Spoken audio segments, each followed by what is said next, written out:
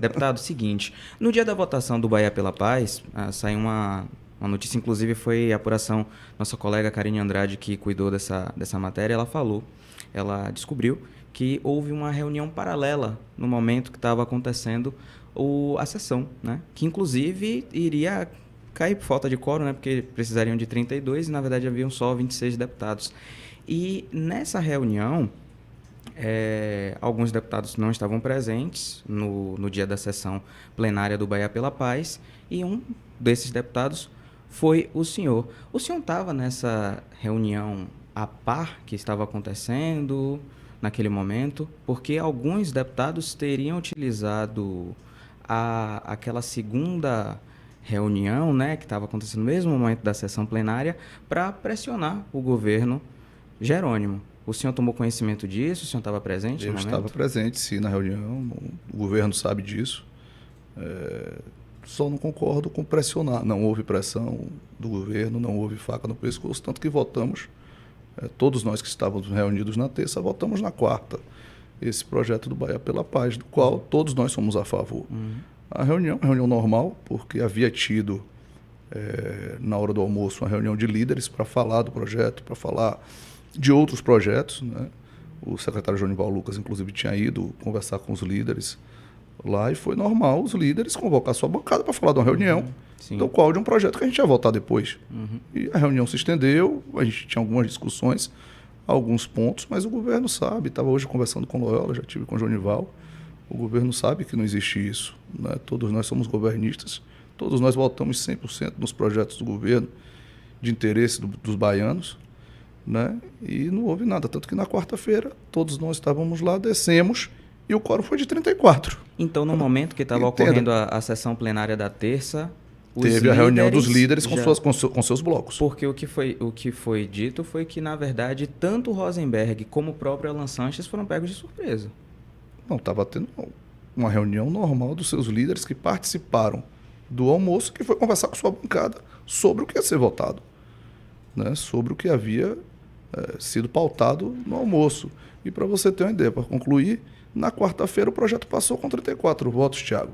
Onde é que estavam os outros 8? Em reunião também? O chamado G7, que é o grupo que o senhor entrega, um dos G7, né? Porque a Assembleia tem Tá cheio de G aí. Tem G que só peste. Um dos G7, que é o que o senhor integra, teve esse episódio na terça-feira e que a base do governo, pelo menos a liderança do governo, deu a entender que houve um ruído nesse processo de comunicação, houve uma conversa e aí na quarta-feira isso se resolveu. O senhor mesmo disse que o grupo votou em peso. E aí, nos bastidores, a informação que a gente teve foi que a bancada do PSD ficou um pouco enciumada. E aí, na semana seguinte, na terça-feira, foi a vez do PSD não estar presente lá na Assembleia para não dar quórum, porque uma reclamação que a gente tem ouvido, e isso de alguns deputados que falam até abertamente, outros nem tanto, é que o governo tem dado uma espécie de bypass nos deputados estaduais e tratado diretamente com os prefeitos, as lideranças do interior, tem tratado diretamente com os secretários, e que isso, de alguma forma, tem minimizado a atuação dos deputados estaduais nessa relação das lideranças do interior com o governo do estado. Esse sentimento de ciúme, de inveja, realmente o senhor ouviu falar e existe essa questão dos prefeitos, das lideranças do interior estarem tendo um contato mais direto com o governo sem passar por esse, digamos que, pedágio dos deputados? Não, veja, Fernando, como eu te falei, a sessão de terça caiu, eu fui pego de surpresa também, então eu não sabia desse movimento partidário, né, que estava havendo. O PSD não estava lá, não, a gente confirmou.